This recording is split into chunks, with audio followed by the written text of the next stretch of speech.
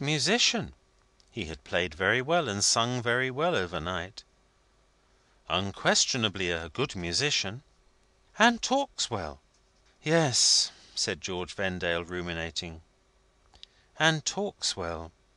Do you know, Wilding, it oddly occurs to me, as I think about him, that he doesn't keep silence well. How do you mean? He is not obtrusively talkative. No, I don't mean that. But when he is silent, you can hardly help vaguely, though perhaps most unjustly, mistrusting him.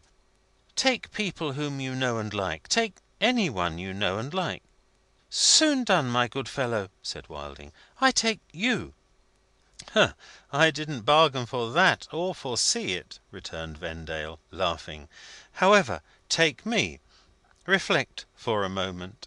Is your approving knowledge of my interesting face mainly founded, however various the momentary expressions it may include, on my face when I am silent? I think it is, said Wilding. I think so too. Now you see, when Obenreizer speaks, in other words, when he is allowed to explain himself away, he comes out right enough. But when he has not the opportunity of explaining himself away, he comes out rather wrong. Therefore it is that I say he does not keep silence well. And passing hastily in review such faces as I know and don't trust, I am inclined to think, now I give my mind to it, that none of them keep silence well. This proposition in physiognomy being new to Wilding, he was at first slow to admit it, until, asking himself the question whether Mrs. Goldstraw kept silence well, and remembering that her face in repose decidedly invited trustfulness, he was as glad as men usually are to believe what they desire to believe.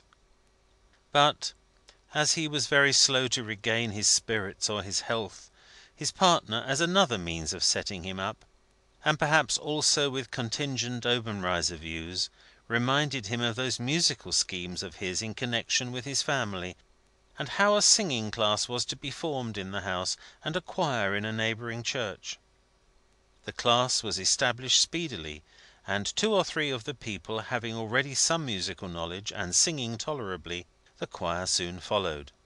The latter was led, and chiefly taught, by Wilding himself, who had hopes of converting his dependents into so many foundlings, in respect of their capacity to sing sacred choruses. Now, the Obenreizers being skilled musicians, it was easily brought to pass that they should be asked to join these musical unions. Guardian and ward consenting, or guardian consenting for both, it was necessarily brought to pass that Vendale's life became a life of absolute thraldom and enchantment. For, in the mouldy Christopher Wren Church on Sundays, with its dearly beloved brethren assembled and met together, 25 strong, was not that her voice, that shot like light into the darkest places, thrilling the walls and pillars as though they were pieces of his heart? What time, too, Madame Dor, in a corner of the high pew, turning her back upon everybody and everything, could not fail to be ritualistically right at some moment of the service, like the man whom the doctors recommended to get drunk once a month, and who, that he might not overlook it, got drunk every day. But even those seraphic Sundays were surpassed by the Wednesday concerts established for the patriarchal family. At those concerts she would sit down to the piano, and sing them in her own tongue, songs of her own land, songs calling from the mountain tops to Vendale, rise above the grovelling level country, come far away from the crowd, pursue me as I mount, higher, higher, higher, melting into the azure distance, rise to my supremest height of all, and love me here. Then would the pretty bodice, the clocked stocking, and the silver buckled shoe be, like the broad forehead and the fair eyes, fraught with the spring of a very chamois, until the strain was over. Not even over Vendale himself did these songs of hers cast a more potent spell than over Joey Ladle in his different way. steadily refusing to muddle the harmony by taking any share in it, and evincing the supremest contempt for scales and such like rudiments of music, which, indeed, seldom captivate mere listeners, Joey did at first give up the whole business for a bad job, and the whole of the performers for a set of howling dervishes. But, descrying traces of unmuddled harmony in a part song one day, he gave his two under cellarmen faint hopes of getting on towards something in course of time. An anthem of Handel's led to further encouragement from him, though he objected that the great musician must have been "down in some of them foreign cellars pretty much, for to go and say the same thing so many times over," which, took it in how you might, he considered a certain sign of your having took it in somehow.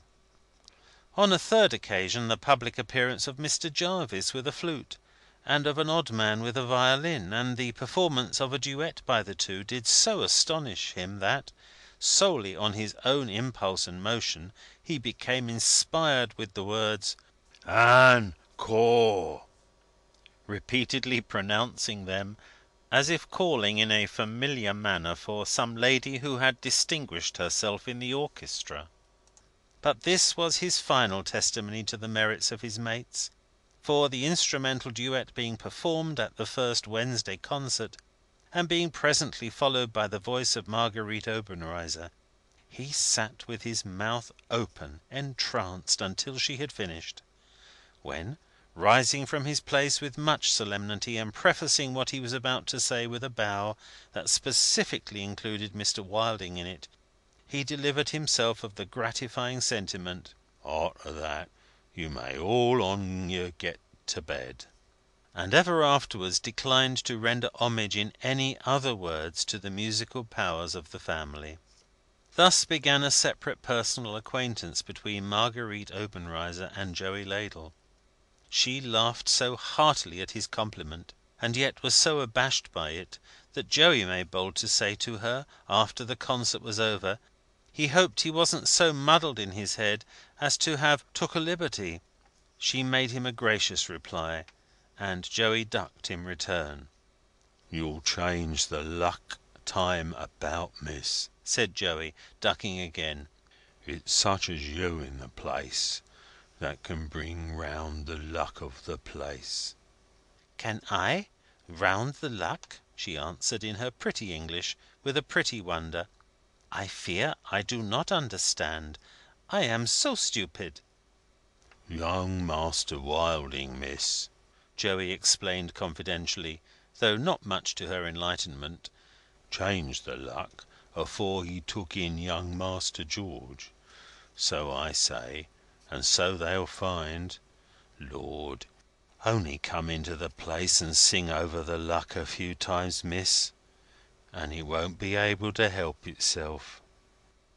With this, and with a whole brood of ducks, Joey backed out of the presence. But Joey, being a privileged person, and even an involuntary conquest being pleasant to youth and beauty, Marguerite merrily looked out for him next time. "Where is my Mr. Joey, please?" she asked Vendale. So Joey was produced, and shaken hands with, and that became an institution. Another institution arose in this wise. Joey was a little hard of hearing. He himself said it was "wapours," and perhaps it might have been; but whatever the cause of the effect, there the effect was upon him. On this first occasion, he had been seen to sidle along the wall, with his left hand to his left ear, until he had sidled himself into a seat pretty near the singer, in which place and position he had remained, until addressing to his friends the amateurs the compliment before mentioned. It was observed on the following Wednesday that Joey's action as a pecking machine was impaired at dinner, and it was rumoured about the table that this was explainable by his high strung expectations of Miss Obenreizer's singing, and his fears of not getting a place where he could hear every note and syllable. The rumour reaching Wilding's ears, he in his good nature called Joey to the front at night before Marguerite